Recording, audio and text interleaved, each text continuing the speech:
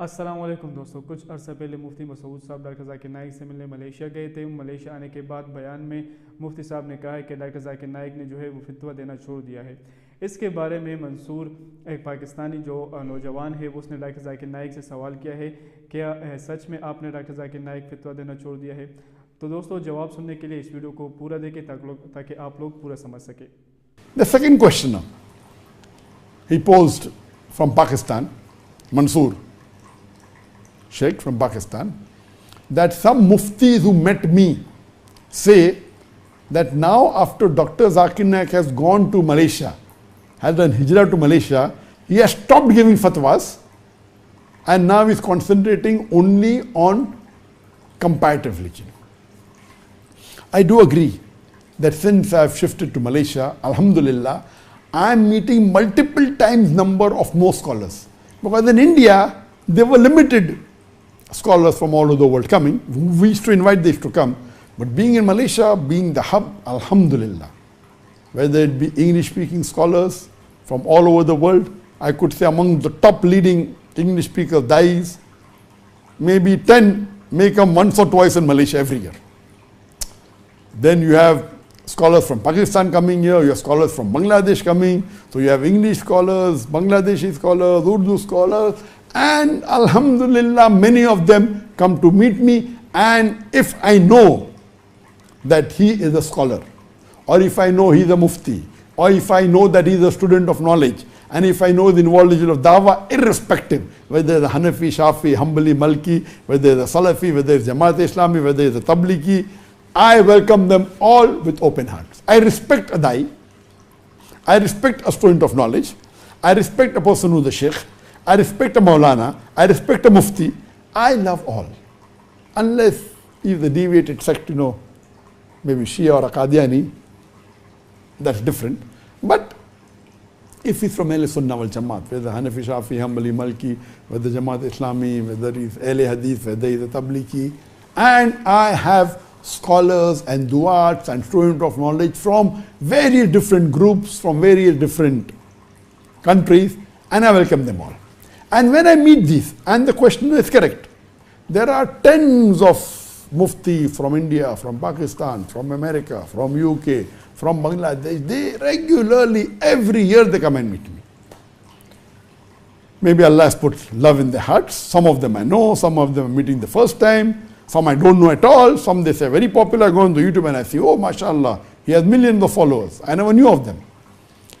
When I meet them, I respect them, I respect their view, and I'm a good host to them. Regarding the first question, and regarding the second question, after Dr. Zakir Naik has shifted to Malaysia, he has changed, he has stopped giving fatwas, he is concentrating on Islam and comparative religion. Let me tell you very clearly, never in my life have ever given fatwa on my own, never. I'm a dai, I'm not a mufti, I am not an expert, or you could say that I don't call myself a person who's qualified to give individual fatwas. What I'm a dai. A prophet said, Ballighu anni walau ayah, propagate even if to be one verse. What I do my research and I analyze the fatwas given by various different scholars. I'm specialized in Islam and comparative religion. I don't consider myself to be a scholar in fiqh, but I do consider myself to be a student of knowledge. And I do analyze. Now, what is the difference between when I was in India and when I did hijrah to Malaysia? There's a great difference, and I agree with that. When I was in India, I used to give a lot of public lectures, and most of my lectures used to concentrate on non-Muslims. And secondly, on the educated Muslims, trying to get them closer to Islam, and those less practicing Muslims getting closer to Islam. So most of my public lectures that you see, you could say on an average, 60% of my topics were focused exclusively for non-Muslims. And out of this, majority, maybe 50% of my lectures were in Islam and comparative religion. For example, similarities between Islam and Christianity, similarities between Islam and Hinduism, concept of God in Islam, Muhammad Sallallahu Alaihi Wasallam in the major world religious scriptures, religion in the right perspective, universal brotherhood. All these are hardcore lectures exclusively for non-Muslims, talking about comparative religion, quoting the Bible, quoting the Vedas, quoting the Upanishad, quoting the Jewish scriptures, and that is my specialty. So 60% of my lectures were exclusively targeted only for non-Muslims, out of which half of my lectures were exclusive lectures on Islam and comparative religion. Quoting, besides quoting the Quran and the Hadith, quoting the Bible, quoting the Vedas, quoting the Upanishad, quoting the Manusmriti, quoting Dhammapad, quoting the Vedavesta, so on and so forth. And 10% of the lectures exclusively for non-Muslims may not be on comparative religion. For example, is terrorism a Muslim monopoly? Concentrating on the non-Muslims, it may have very little of comparative religion, but it is talking to the non-Muslims. Such topics are there. So 60% of my talks were exclusively on comparative religion, mainly targeting exclusively the non-Muslim. But when I'm talking to the non-Muslim, my audience majority is Muslim. On average, 25% of my audience are non-Muslims, 75% are Muslims. When the Muslims are hearing my talk, even the talks which are exclusively meant for non-Muslims, they are getting guidance, they are getting knowledge how to do dawah to a non-Muslim, which is one of the faraid of a Muslim. It is fard on every Muslim to do dawah. For you to go to Jannah according to Surah Al-Asr, one of the criteria is you should do dawah. Besides doing the other faraids, dawah is a fard. According to Surah Al-Asr, if you don't do dawah under normal circumstances, you should not enter Jannah. So the Muslims who hear my talk, number one, they get educated how to do dawah with a Christian, with Hindu, with atheist. So some of my lectures are focused to atheists. Like, is the Quran God's word? Comparative religion is there. How to prove logically to an atheist the existence of Allah subhanahu wa ta'ala. So 60% of my lectures, though they were targeted only for non-Muslims, even the Muslims benefited. And it is unique. There are few du'ats like Sheikh Didat and very few who talk about comparative religion. Even today, you have thousands of English du'at, but only a handful who speak on comparative religion. Only a handful. Sheikh Didat was number one. And after Sheikh Didat has gone, you hardly have any dais who speak on comparative religion. So this was my specialty. The remaining 30% of my talk was talking about the aspects of Islam logically, which was meant for the Muslims and non-Muslims together. For example, Quran and modern science. When I speak about Quran and modern science, it is even inspiring a non-Muslim. MashaAllah, Islam is a modern religion. It talks about science and technology, many things which scientists did not know. They came to know 200 years back, 300 years back. Quran is mentioned 14 years ago. So it inspires a Muslim to come closer to Islam. It even inspires a normal Muslim. MashaAllah, my religion is scientific, it's up to date. So 30% of my lecture were talking about Islamic aspects with reason, logic, science, like Quran, modern science, like women's rights in Islam. So all these topics are topics which are generic topics, which is meant for Muslims and for non-Muslims both. Talking about reason, logic and science. This is about 30% of my talk. The remaining 10% of my talk was exclusively meant for Muslims. So 90% of my talk was meant actually for non-Muslims, 60% exclusively for non-Muslims, but even the Muslims benefited, 30% both for Muslims and non-Muslims, both, like Quran, modern science, women's rights in Islam, terrorism, an Islamic perspective, and various other talks. 10% were exclusively for Muslims only. For example, Al-Quran, should it be read with understanding? Or dawah and destruction? Or if the label shows your intent, wear it. So these talks, about 10% of my topics, were exclusively only for Muslims. So my major talks were exclusively for non-Muslims. That's 60%, which even the Muslims benefited. 30% were targeting both Muslims and non-Muslims. So 90% of my talks were for non-Muslims and for Muslims both. And out of which 50% was the Islam and comparative religion, and 10% were exclusively for Muslims. Now, after every talk, public talk of mine, I asked to have open question answer session. So in this question answer session also, the percentage of questions coming was somewhat similar. 50% questions were dealing with Islam and comparative religion. 90% of the questions were from non-Muslims, of which 50% were comparative religion. Other were on how to prove to an atheist about various aspects, and even Muslims used to ask questions on the logical aspects of Islam, 30%. So 30% which was meant on logic, even Muslims asked, even non-Muslims asked. There was 10% of my questions which were dealing with issues of fiqh. But out of this, 99% were general issues. For example, riba, is that allowed or not? I gave a talk on interest-free economy promulgated by the Quran.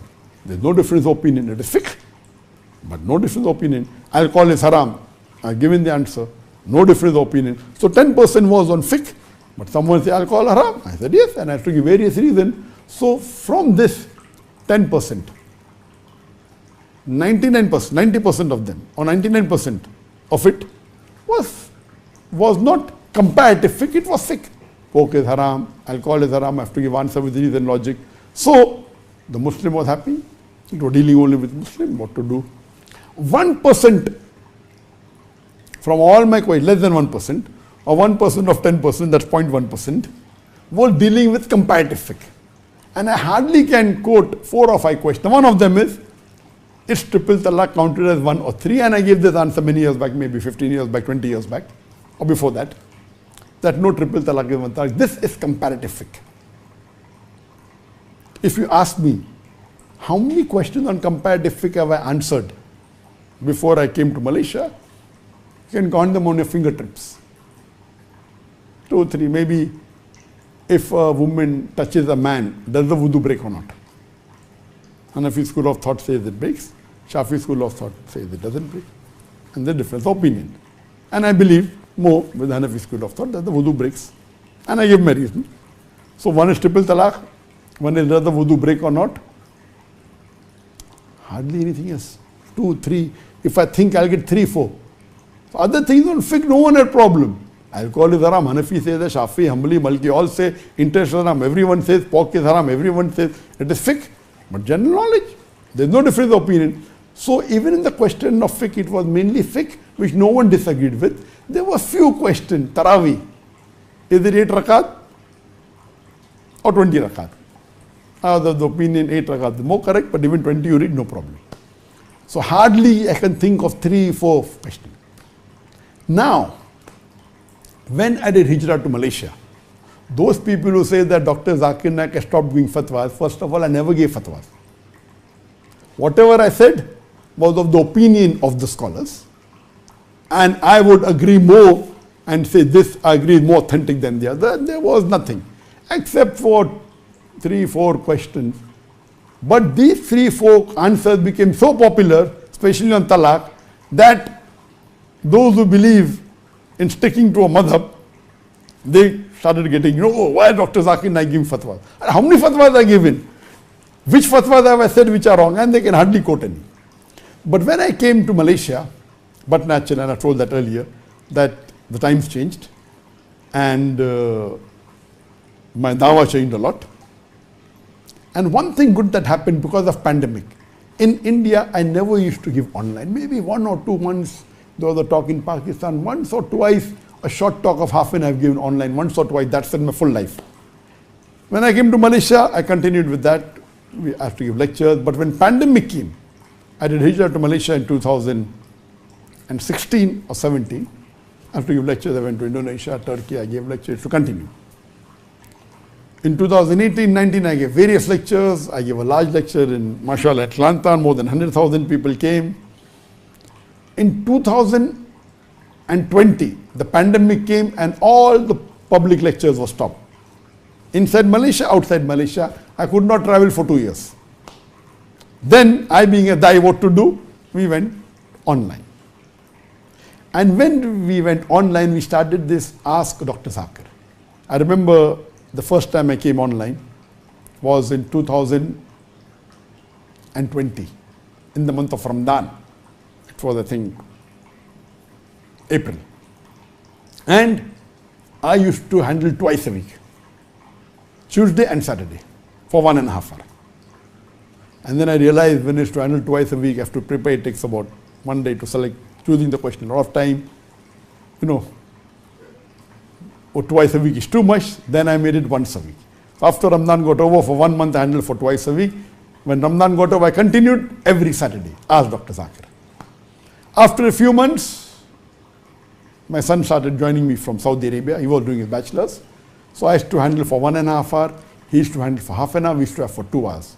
Then in 2021, after 1 year of me starting this program, he finished his bachelor's in 2020. And 2021 March, he came to Malaysia. When he came to Malaysia, then we split. Every first and third Saturday I used to handle in the program Ask Dr. Zakir. Every second and fourth Saturday, my son Farik used to handle the program Ask Sheikh Farik. Now he was a bachelor in Sharia. Now he's doing his master's.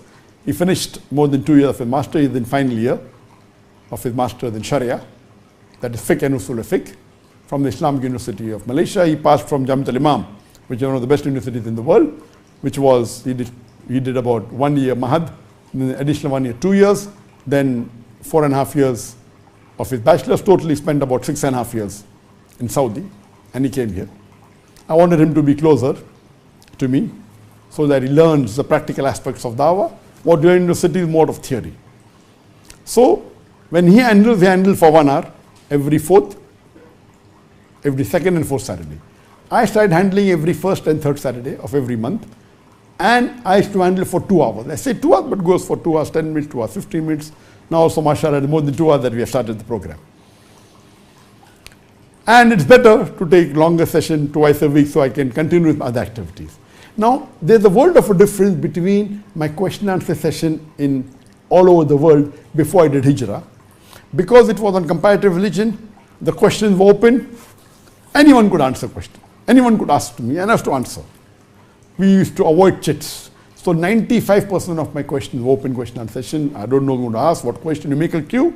The only policy we had that non-Muslims were given first preference. So because non-Muslims were given first preference, majority of the questions were on comparative religion, or it was answering logical to a non-Muslim.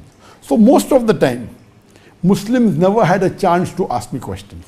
So Muslims were more in number in the audience, maybe 75%. But during question time, since non-Muslim had preference, majority times, or maybe more than 50% times, only non-Muslims asked. But as a policy, most of the time we used to allow at least few Muslims to ask in the end, maybe 2 questions, 3 questions. Or sometimes if the audience, there are very few non-Muslims, then Muslims get more chance. So that's the reason, and we used to say that don't ask questions on fiqh, and even now we don't encourage questions on fiqh. But here, when we started this program, Ask Dr. Zakir, as you know, every week, only on WhatsApp, we receive more than 5,000 questions, 5 to 6 to 7,000. Then we receive several thousand on the Facebook. What we receive in the week, we don't count. Only live, we receive several thousand on the Facebook, several thousand on the YouTube, on the Instagram. All put together, we receive about 20,000 questions every week. Since on the Facebook, what live happens, there's a team who's reading and they forward on my mobile. I select an answer. But the WhatsApp is a more formal way of asking questions on this program. And every day they keep on asking, we keep on receiving. There's a team who reads. Normally, I don't think so. We read all the 5,000 or 7,000 questions we receive. My team may be reading half of them, sometimes 2,000, sometimes 3,000. From that 3,000, they select about 100 and they send it to me about 1 day before. I read those 100 and I select 10 or 15 which I should ask. And I've told them what questions I've already asked. Maybe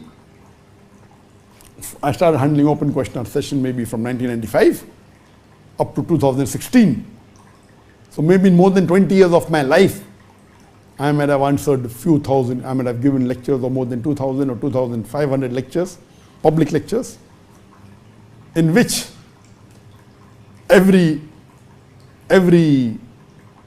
question answer session has about 10, 15, 20 questions, because the question answer session normally is longer than the talk. So if given 2,500 public lectures in 20 years, the question that may be asked maybe 25, 30,000 questions. If you remove the duplicates, I don't know how many. Of course, there are many duplicates. So if I have answered about 25 to 30,000 questions in public, not one-to-one. So if you remove the duplicates, there may be 3,000, 4,000, 5,000, I don't know. Maybe 5,000. So majority of these questions, as I told you, 50% was purely on comparative religion. 30% was on logic only, by the non-Muslim or Muslim, and 10% was on issues on fiqh, which was common. And 1% of this 10%, that means 0.1% of all the question, may be on comparative fiqh. If you can't, I cannot think of, maybe 3 I told you, maybe 4 or 5, not more than that. When I came here, now, I don't want to give the same answers, why poker is haram, why alcohol is haram. I've given that many number of times. If a person asks the same question asked to me in a different program, I cannot say I don't want to answer. But if he asks the same question, same program, I can say I've already answered. So here I told my team, don't, you know the question that I've answered, more than 25,000, maybe 5,000 on comparative religion. Please don't send those questions back to me. They're already available on the internet, available on the YouTube, on the Facebook, on Al Hidayah. Please. So they know if it's a question on comparative religion which I've already answered, they don't forward it to me. Only ask me those questions which have not been asked earlier. So, and which are worth answering. So they select, and with their logic or whatever it is, they've forwarded to me 100 best. And from that 100 best, many a times, initially it was very good, all were new. But as now already 2-3 years have passed, I might have answered more than 1,000 questions. The first 2 years, it was very good. Up to 2020, from 2020 to 2021, 2022. For these 2 years, it was initially twice a week, then became once a week for 1 year, then became alternate week, but for 2 hours.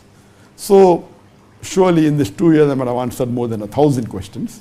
Each time answer about 15 on average, sometimes 10, sometimes 20, sometimes 25, sometimes 30, but average maybe 15 questions.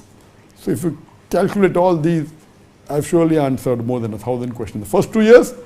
In 2022, when the pandemic was removed and we could travel, now 50% of the time I'm in Malaysia. When I'm in Malaysia, I handle the question answer session. So previously, maybe in the year 21, I might have had more than 52 sessions in a year.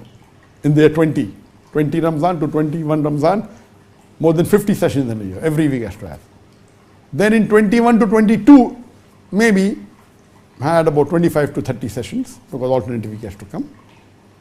Then 22 to 23, since half the time I was away, maybe in a year I'm handling now 12, maybe 13 or 15, 12 to 13 sessions in a year. It's become less of 2 hours.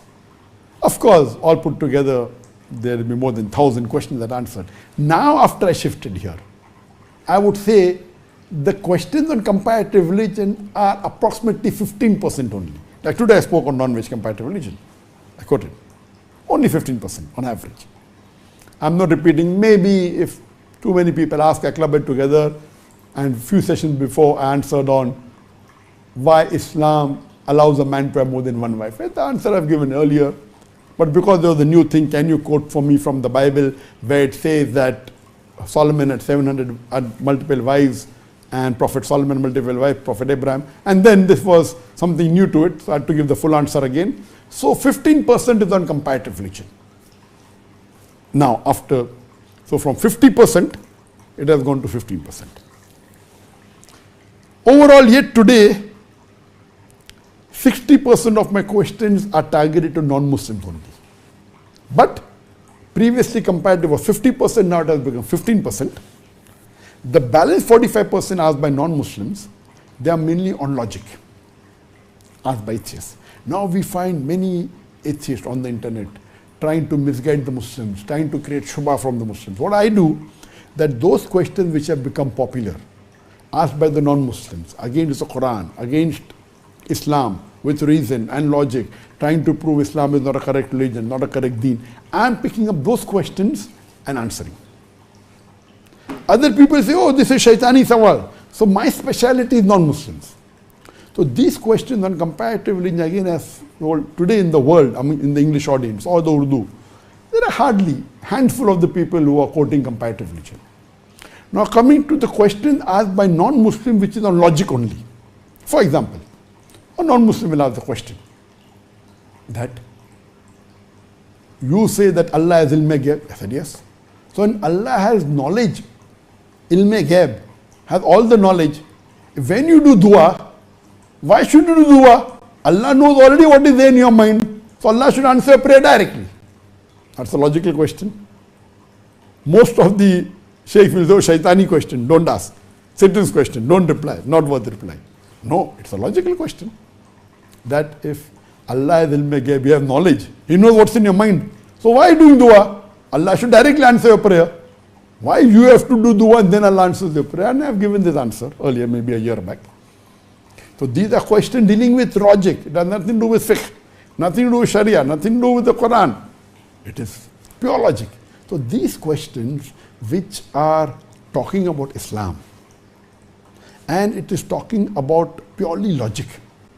So 45% of my answers now are these questions asked by non-Muslim attacking Quran, attacking Hadith, which that has got to do with logic.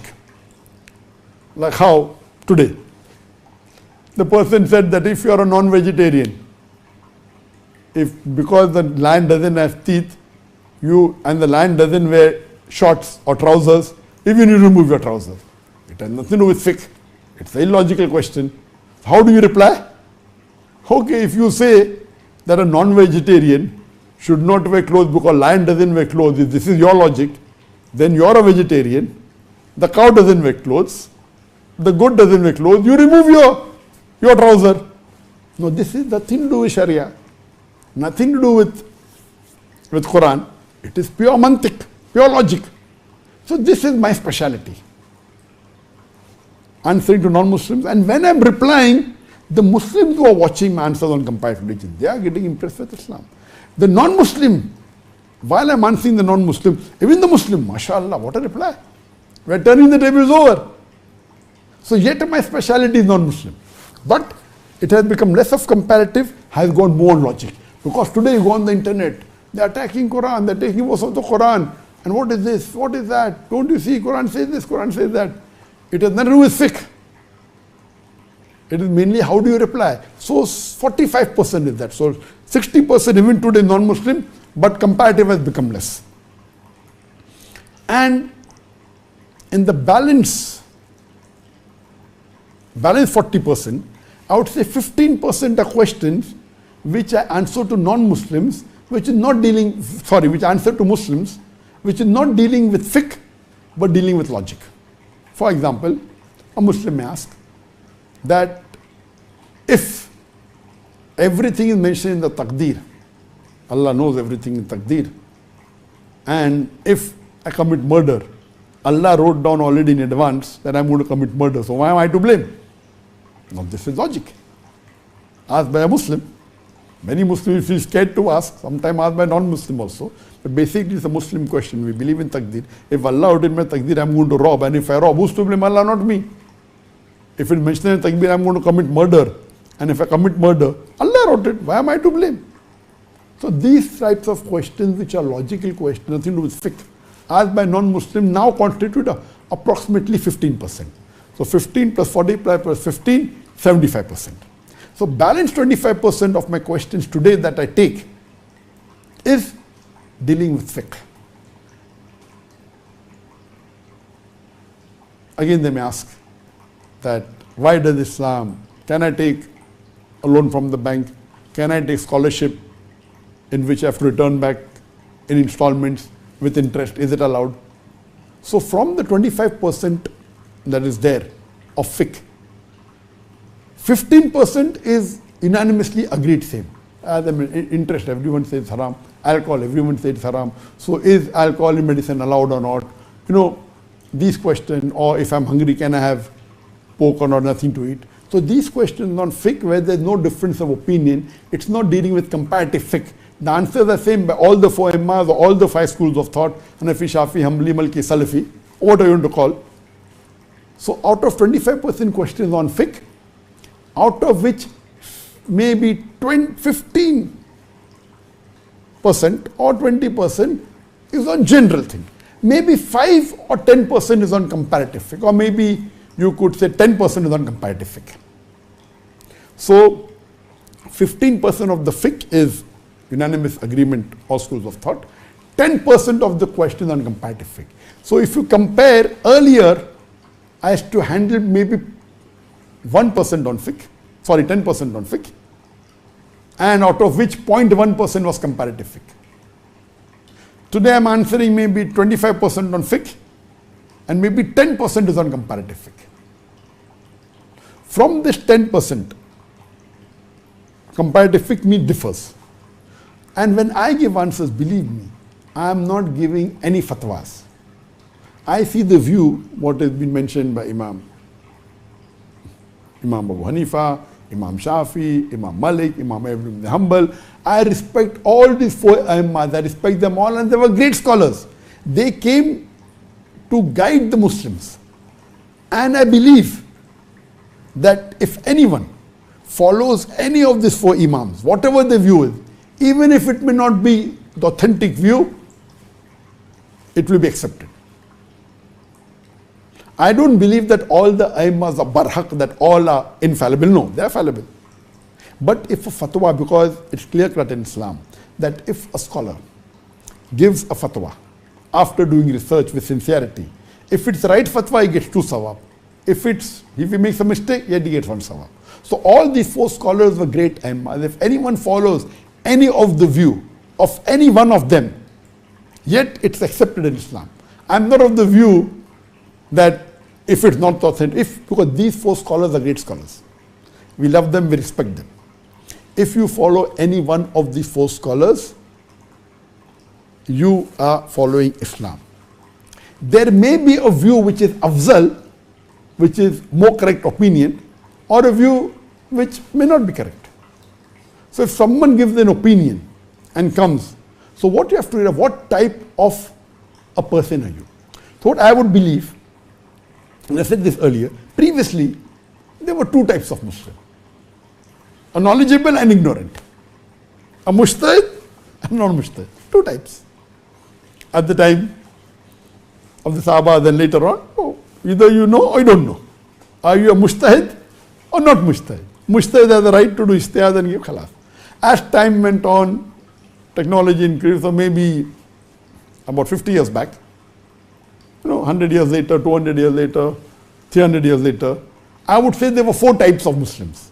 One is a Muslim who was a namesake Muslim but not practicing Muslim. So if he does taqleed means following one madhab, whether it be Hanafi, Shafi, Hanbali, Maliki, he is not even practicing, so no problem. Second is a person who is a practicing Muslim and he has knowledge about his madhab but doesn't have knowledge of comparative fiqh, doesn't do much research. Second category.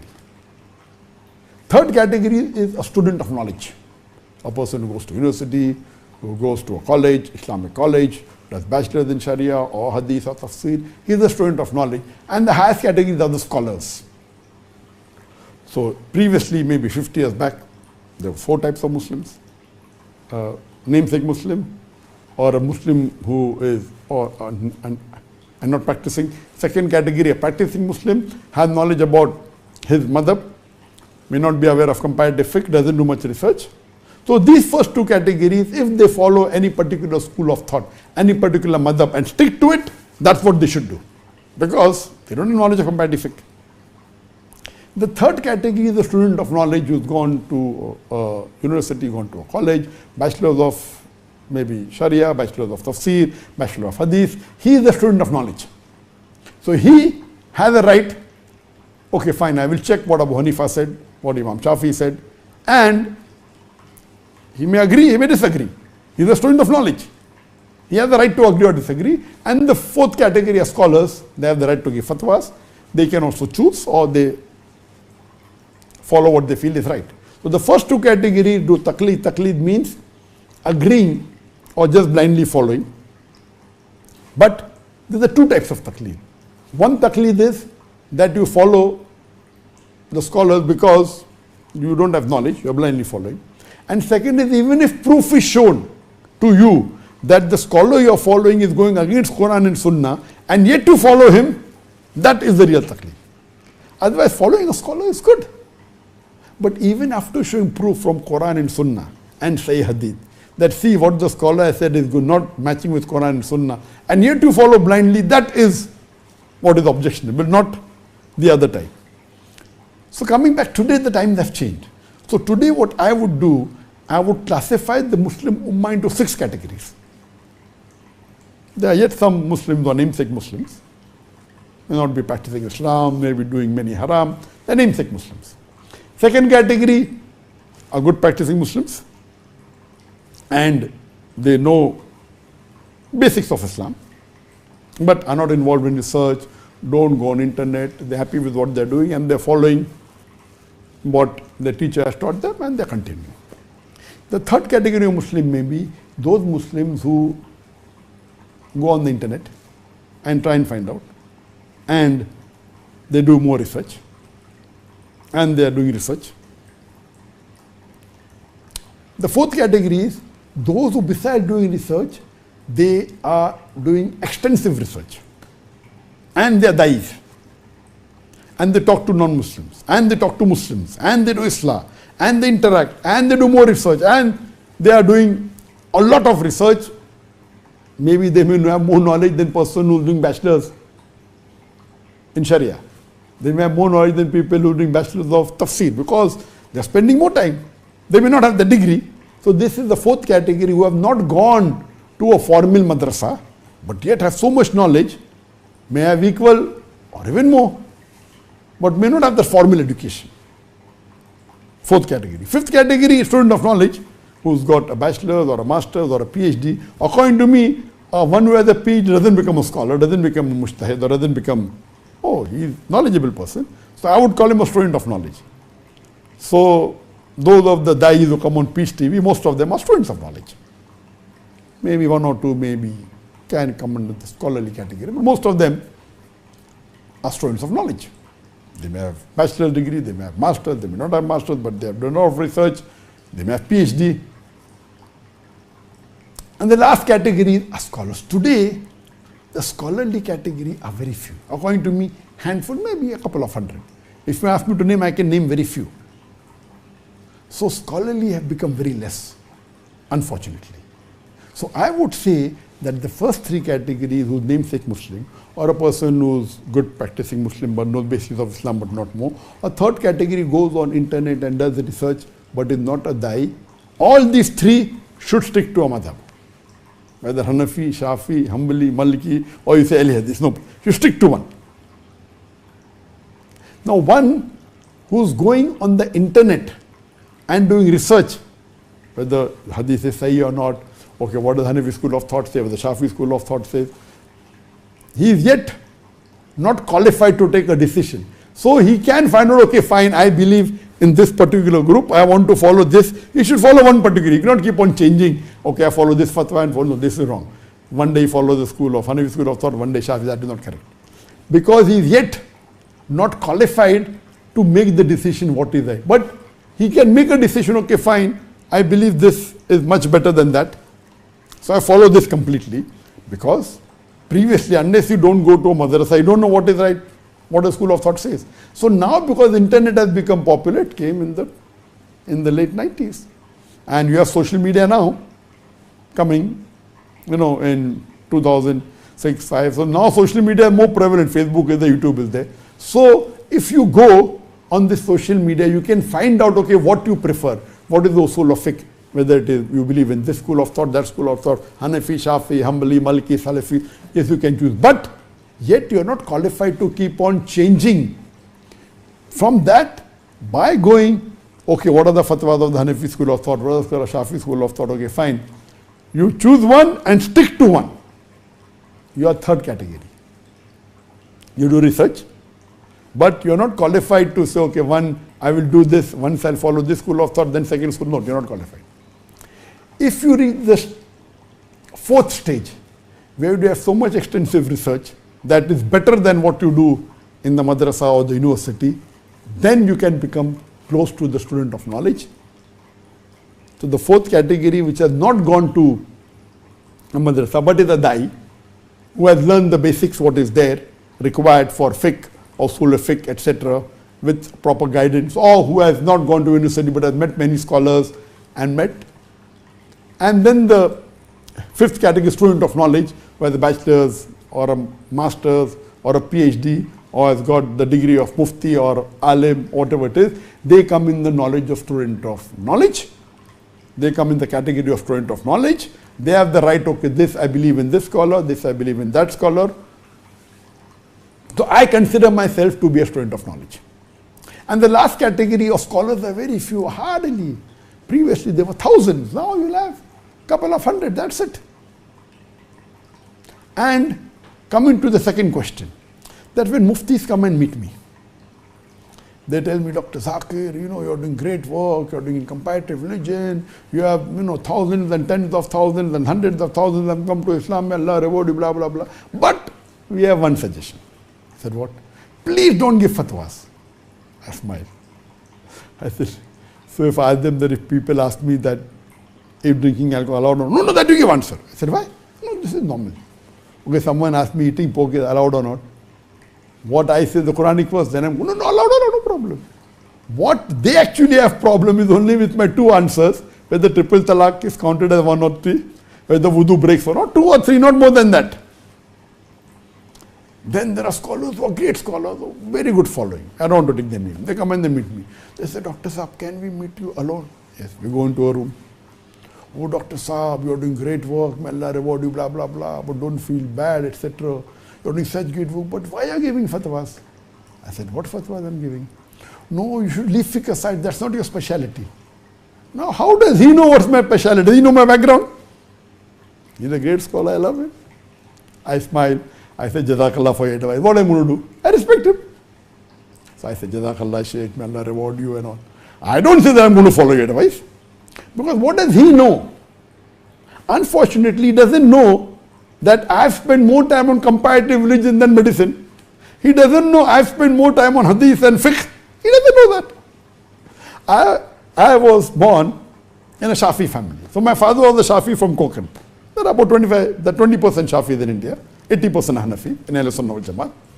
So what I learned as a kid, I was a good practicing Muslim, mashallah, average, 5 times salah, fasting. I would learn that. Mainly Shafi. When I grew up, my father was well connected with most of the religious scholars of different schools of thought, with Hanafi, Shafi, Hanbali, yes, from Saudi, and even Al Hadith. So I used to interact with a lot of scholars. And among the Hanafi fuqahas, the best I liked and the most intelligent according to me was Maulana Mujahid al-Qasmi. May Allah have mercy on him. He was wonderful. In my starting ages of dawah, maybe in the ending of the 90s, I started dawah in the 90s, I used to meet him, and he was even the president of the Muslim Personal Law. And he was a great fuqah. According to me, amongst any Indian that I would rate number 1 in Sharia, he was called as Qazi, Mujahidul Islam Qazi. And he was excellent. And I learned a lot from him. A lot. So people don't know that, and I met many Hanafi scholars in India, Ali Mian Nadvi, may Allah have mercy on him, and Maulana Tariq. I sat with them, I discussed with them, and many, many, many. And then, of course, when I started giving international lectures, and I met even Ahl Hadith, so I was mainly a Shafi, but my father was a Shafi, but he was broad-minded. So I interacted with many Shafi scholars, then with Hanafi scholars, then Ahl Hadith scholars in India. Then I started going abroad. I went to Saudi Arabia. I met many scholars. Many. From Saudi Arabia, you want to call them Hanbali, you want to call them Ahl Hadith. Then I met the Maliki scholars from Mauritania, all top. So Allah has blessed me that because of my dawah activities, my lectures became so popular that even though many of the Arabs don't know English, their students said, you should watch Dr. Zakir, and my lectures getting translated. So when they saw my answers, they were very happy. So we discussed. So when I meet these top scholars, they ask me questions on comparative religion, I ask them questions on fiqh. So I studied hadith, and one of my first teachers was Sheikh Rahman Azmin, originally Indian, and I had many. Sat with him for weeks together, discussed about Hadith. He was my first teacher in Hadith. All top scholars, they were scholars. Then Fa Rahim, Arabic language, and many. So I basically have not gone to any Darul Ulum, but by Allah's grace, I have sat with scholars of fiqh and hadith and tafsir and sharia. Sheikh Abdullah ibn Jibreen, I met Big bin Baz. Some people I met Sheikh bin Baz and spoke only once or twice. For few, some people I spent hours and days with together, some people months together, all these top people. So mashallah, Allah has blessed me that I met with a variety of people, Hanafi, Shafi, Hanbali, Maliki, Salafis, mashallah. Allah has blessed me, and today I have got contacts of most of these people who I meet. I can pick up the phone and call them. If there's a barrier of language, I have my son who can translate. If it's Arabic, some of them speak Arabic and English, both, few of them. Wonderful. But these people who come and meet me, whether it be from Pakistan, they don't know my background. So when I asked them, what is the problem? No, why are you giving fatwa? I said, Maulana Sahab, आपको problem है मेरा answer triple talaq के? हाँ, yes, उसके ऊपर.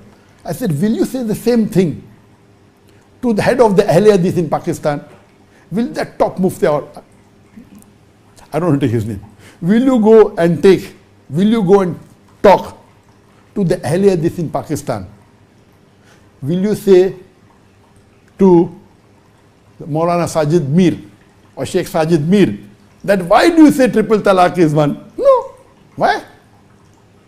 And you come and tell me, oh, it's not your field. What do you know what is my field? I am a specialist of logic. I am a specialist for the non-Muslims. I am a specialist for comparative. Yes, that's my takhassus. But I have also studied hadith. I am not a specialist. I am a student of knowledge. So I have a right to choose which I believe is more on the haqq. Never ever have I given any fatwa on my own, never. And from this 25%, as I told you, 15% are general, no one objection. In the 10% in which there is comparative fiqh, I have always given either the view of Hanafi or Shafi, Hanbali, Maliki or Salafi. 90% of the fatwas, they are common. In 10% where they differ, okay, I may agree more with the Salafi, then maybe with the Shafi, then maybe with the Maliki or Hanafi, okay, fine. But I have a right to choose. All my fatwas are belonging to one of these schools of thought. There may be very few in which in my research I may not agree with any of these four schools of thought, neither with the Salafi. There are one or two, very few. But there are some scholars which are yet scholars from this group of, they are not my own fatwas, never. So there are maybe 5 or 6 questions that I've answered, maybe on masturbation, or maybe on very few things, which all the 4 schools of thought, including Salafi, say it's haram, and I may say it's makruh. I may have the reason, I may quote, then I've quoted the call of Ibn Abbas, I've Ibn Hazm, I've quoted Shawkani, I've quoted the present time among the Kubar ulama, Sheikh Abdullah Mutlaq. So it is not an individual call. Yes, it is not the view of any school of thought. It is not the Jamhur view. It is a minority view. Now, lately, 2 weeks back, there was a Yemeni who had done PhD. And he came to know about my view on masturbation. He said, Dr. Zakir, you have said masturbation is makruh? No, it should be mubah. I say it is fard. I know that when I gave this answer, there were many people from Hanafi school of thought, from Shafi school of thought, from Salafi, who said Dr. Zakir is wrong, and I respect them. Because this is not the answer of any one of the schools of thought, neither Salafi school of thought. And even Shaykh al-Islam Ibn Taymiyyah, Nasruddin Albani, Sheikh bin Baz, Sheikh Utaymi, all of them said it is haram. But I give my opinion, I say makruh. Why? It is a question on medical. And I'm a medical doctor, and the full answer is for 25 minutes. Then I gave a rebuttal for 55 minutes, both put together 120 minutes, which I don't want to repeat. But I'm trying to tell you that it had all references, no new fatwa. It is by Ibn Hazm, who's mashallah muhaddis, a historian, a faqih, answer given by, he lived maybe more than 1,000 years. Then I gave this reply also given. I named the Sahabas. I give the name of Tabain. Then I gave Ibn Hazm. Then I gave the name of Shawqani, was hardly 150 years back. Then I gave the present time who's living, Abdullah Mutlaq. He is from the Qubar Ulma. That means I'm not giving my own fatwa. It's a minority of the view. Maybe very small minority. But these scholars are known scholars. And people say, oh, Dr. Zakir Naik, he should stick to medicine. Now one Salafi is telling that Zakir Naik, will he ever say this? Oh, Zakir Naik, no, he doesn't know this, he doesn't know Arabic, he doesn't know that I have a lot of group in Bombay. At any given time, we had at least 30 to 40 alims from the Indian University, whether from Deoband, whether from Nadwa, 30 to 40 were muftis and alims and fazil. At any given time in organization, when we had more than 500 employees, we had at least 20 to 30, 20 to 25 from the foreign university. Maybe bachelors or masters or PhD in Medina University or Jamaat al-Imam or maybe Al-Azhar. So these people are talking, don't know my background. That means at any given time, I had, mashallah, 40 to 50 students of knowledge, bachelors, masters and PhDs. 20 to 25 from Medina. I don't know of any Dawah organization in the world which had such a battery of bachelors, masters, PhDs from Medina University, from Jamaat al-Imam, from Al-Azhar, from Yemen University, from the Indian universities. So these people don't know, they only see me on the screen and they're talking. Okay, if you want to learn from me, I will help you. What I will help him? We neglect these people are youngsters. They are young guys. They speak.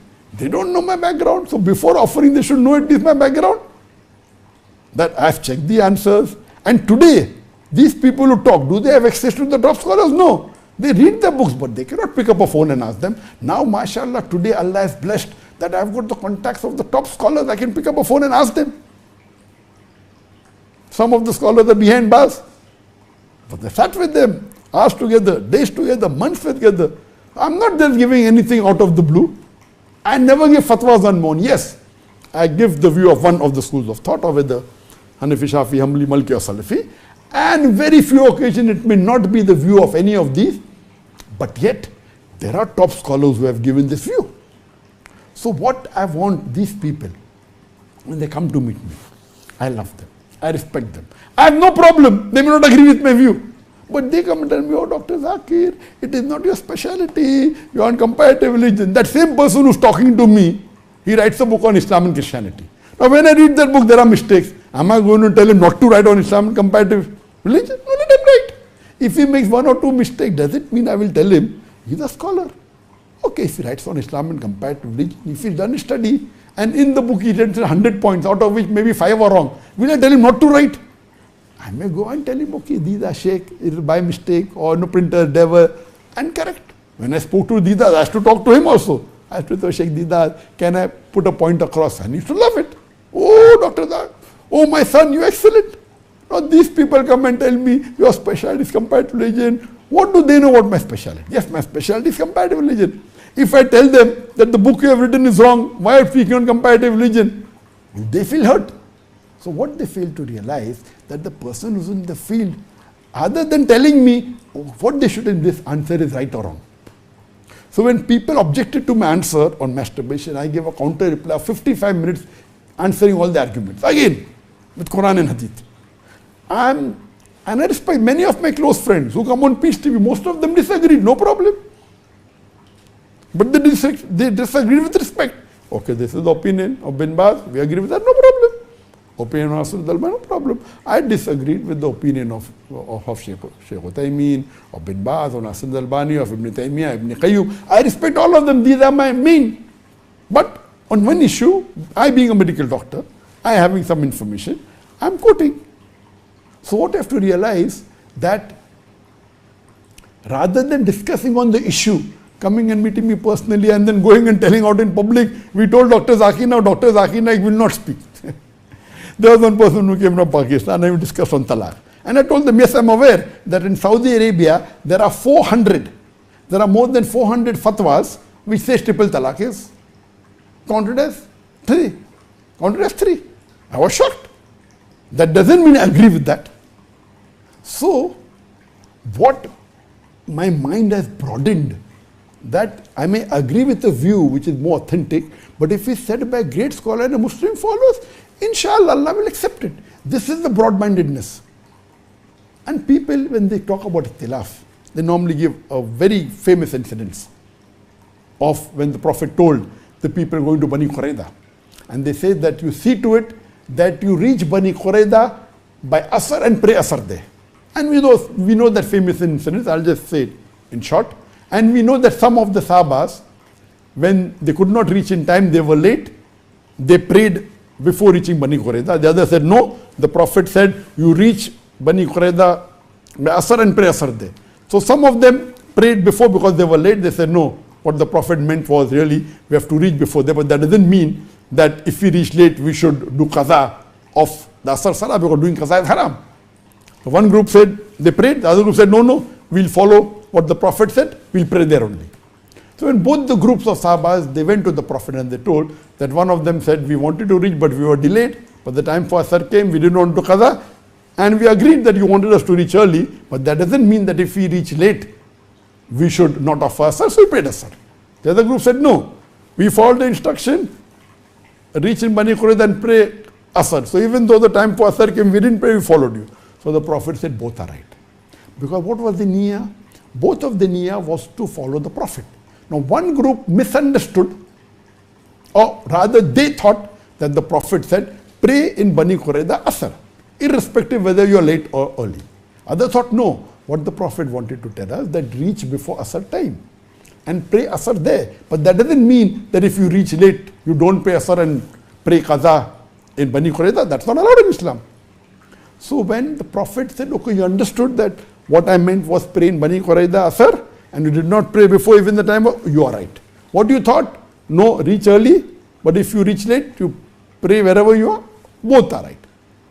Now, this is usul. So most of the people give this example and they say, the way you understand is right. But it doesn't stop there. What I'm asking, what did the Prophet actually mean? Today, what will I do?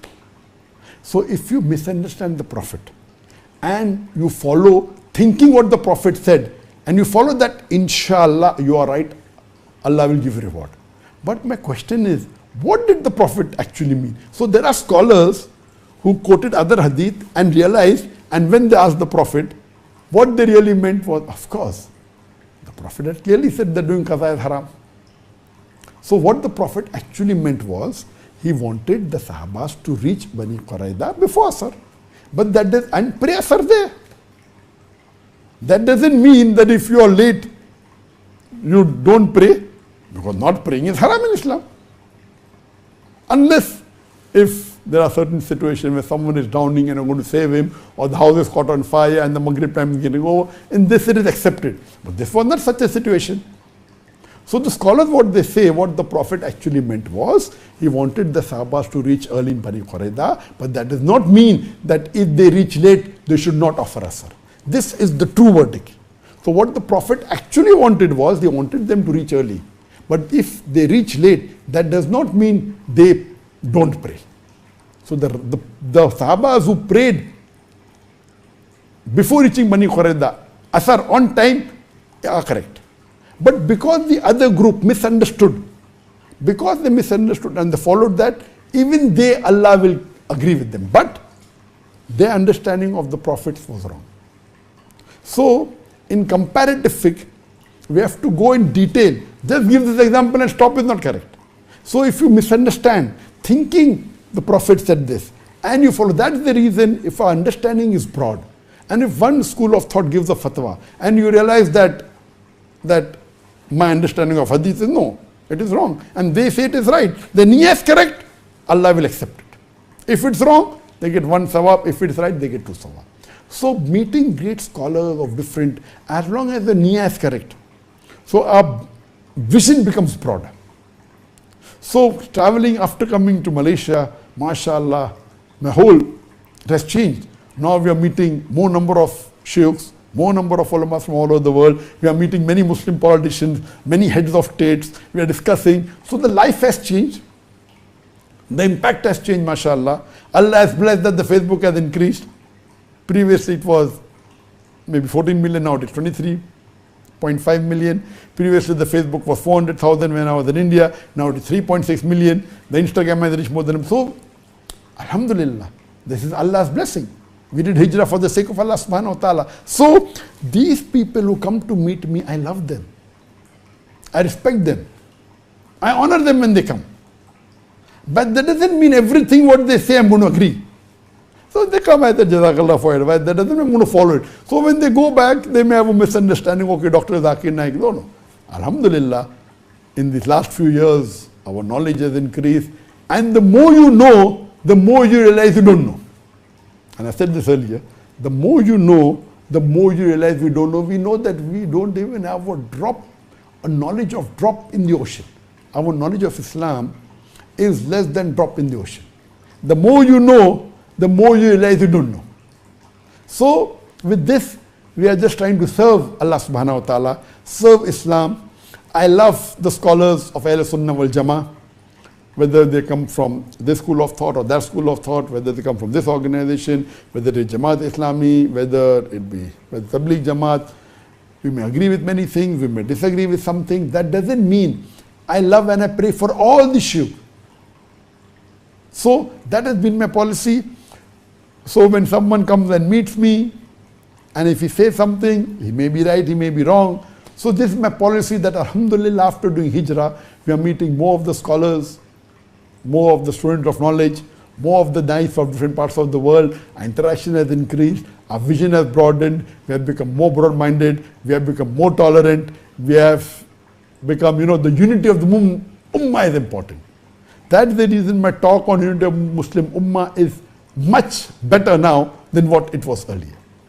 With this, I think we have spoken a lot. We have, instead of 2 hours, we have gone for 2 hours 45 minutes. So this was the last question and the answer was long because it was on comparative fiqh and I had to answer the details. So please excuse me for that. With this question, we end this session. Until we meet next time, the next Saturday, inshallah, would be my son answering the session, Ask Sheikh Farik. That is on the 9th of September. 16th of September, 2 weeks from now, inshallah, I'll be handling Ask Dr. Zakir. And after that, since I'll be traveling, I have lecture tours, I'll be traveling for about 2 to 3 months. So for 2 to 3 months, this session or these programs will discontinue. So next Saturday will be my son Farik. Now he's in Indonesia, he's going to come after 2 days, inshallah. He was on a lecture tour to Indonesia and then a short vacation with his wife. He's going to come after 2 days, he'll handle on Friday, inshallah. He'll handle the next Saturday. And after 2 weeks after that, I will be handling. Till then, we meet on 16th of September. Wa akhir da'wan alhamdulillah rabbil alameen. अस्सलामु अलैकुम वरहमतुल्लाहि वबरकातुहू। जी दोस्तों, जैसे कि आप लोगों ने आज की वीडियो देखी है, तो दोस्तों जैसे कि मंसूर ने डॉक्टर जाकिर नाइक से सवाल किया है कि मुझसे कुछ मुफ्ती साहिबान मिले हैं और उन लोगों ने यही कहा है मुझे कि डॉक्टर जाकिर नाइक ने जो है वो जब वो मलेशिया चले गए तो उसने फतवा देना छोड़ दिए है। इस तरह दोस्तों, जिस पर डॉक्टर जाकिर नाइक ने उनको बहुत बेहतरीन जवाब दिया है कि हाँ, ये सच बात है कि मैं जब मलेशिया शिफ्ट हुआ हूँ, लेकिन मैं पहले भारत में था। अब मैं जब मलेशिया शिफ्ट हुआ हूँ तो यहाँ मेरे बहुत ज़्यादा उलमाओं के साथ मुलाकात होती है। वो लंदन से भी आते हैं, अमेरिका से, लेकिन दुनिया के हर एक कोने से लोग आते रहते हैं। मैं उनसे मुलाकात करता हूँ। जब मैं भारत में था तो मैं ज़्यादातर उलमा से लेकिन नहीं मिलता था, लेकिन मलेशिया एक ऐसी जगह है जहाँ के दुनिया के तमाम बड़े बड़े उलमा, जहाँ पे दुनिया के तमाम बड़े बड़े स्कॉलर, मुफ्ती, दाई वगैरह सब आते हैं और मैं उनको जो है वेलकम करता हूँ। अक्सर ऐसे लोग आते हैं जो कि मुफ्ती होते हैं या इल्म हासिल करने वाले होते हैं, तो मुझे बहुत खुशी होती है उनसे मुलाकात करने में और मैं उनको वेलकम करता हूँ कि ये लोग मुझसे मिलने आए हो। दुनिया के बहुत बड़े बड़े स्कॉलर, अगर वो पाकिस्तान से है, अगर वो बांग्लादेश से है, दुनिया के हर एक कोने से, इंडिया से, तमाम ज़ुबान के लोग यहाँ पे आते हैं। लेकिन मलेशिया जब से मैं शिफ्ट हुआ हूँ तो यहाँ पे ज़्यादातर انگریز بولنے والے جو علماء ہیں وہ آتے ہیں مجھ سے ملاقات کرتے ہیں، اردو بولنے والے پاکستان سے آتے ہیں، بنگلہ دیش سے آتے ہیں، بھارت سے آتے ہیں، بہت زیادہ ایسے لوگ آتے ہیں جن سے میں ملاقات کرتا رہتا ہوں۔ اور ڈاکٹر ذاکر نائک نے کہا کہ دوستوں کہ اگر شیعہ ہے، اگر قادیانی ہے، ان کی بات تھوڑی الگ ہے دوستوں، لیکن اور سب جتنے بھی اہل سنت کے لوگ ہیں، اہل حدیث ہیں، ان سے میں جو ہے وہ بھرپور طریقے سے ملاقات کرتا ہوں اور ان کو ویلکم کرتا ہوں دوستوں۔ تو ڈاکٹر ذاکر نائک نے کہا کہ میں نے کبھی بھی زندگی میں خود سے کبھی بھی فتویٰ نہیں دیا ہے، لیکن آج کل مفتی لوگ کہتے ہیں دوستوں کہ جب doctor Zakir Naik Malaysia shift ہو گئے ہیں تو ڈاکٹر ذاکر نائک نے جو ہے وہ فتویٰ دینا چھوڑ دیا ہے، جس پر ڈاکٹر ذاکر نائک نے بہت تفصیلاً جواب آپ لوگوں نے سنا ہے دوستوں کہ ڈاکٹر ذاکر نائک کا کہنا ہے کہ میں نے کبھی بھی فتویٰ نہیں دیا خود سے، میں اگر کوئی بھی علماء اگر فتویٰ دے تو وہ میں لوگوں کو بیان کرتا ہوں کہ اس علماء نے یا اس مفتی نے جو ہے وہ کیا کیا ہے، فتویٰ دیا ہے۔ ڈاکٹر ذاکر نائک کا کہنا ہے دوستوں کہ میں کوئی مفتی نہیں ہوں، بلکہ میں جو ہے علم سیکھنے والا ہوں اور میں نے کبھی بھی خود سے فتویٰ نہیں دیا۔ تو دوستوں پورا جواب آپ لوگوں نے ڈاکٹر ذاکر نائک کا تفصیلاً جواب آپ لوگوں نے سنا ہے، تو دوستوں بہت بہترین جواب تھا، اور امید کرتا ہوں دوستوں کہ جن لوگوں کے ذہنوں میں یہ غلط فہمی تھی دوستوں کہ ڈاکٹر ذاکر نائک فتویٰ دیتے تھے یا ڈاکٹر ذاکر نائک ملیشیا آنے کے بعد فتویٰ دینا چھوڑ دیا ہے، تو بھرپور بہترین جواب ڈاکٹر ذاکر نائک نے دیا ہے دوستوں کہ میں نے کبھی بھی خود سے فتویٰ نہیں دیا ہے۔ تو دوستوں آپ لوگوں نے پورا جواب سنا ہے، اور امید کرتا ہوں کہ ڈاکٹر ذاکر نائک کا یہ جواب آپ لوگوں کو اچھا لگا ہوگا۔ اگر یہ ویڈیو اچھی لگی ہو تو اپنی قیمتی رائے ہمارے ساتھ ضرور شیئر کریں۔ والسلام۔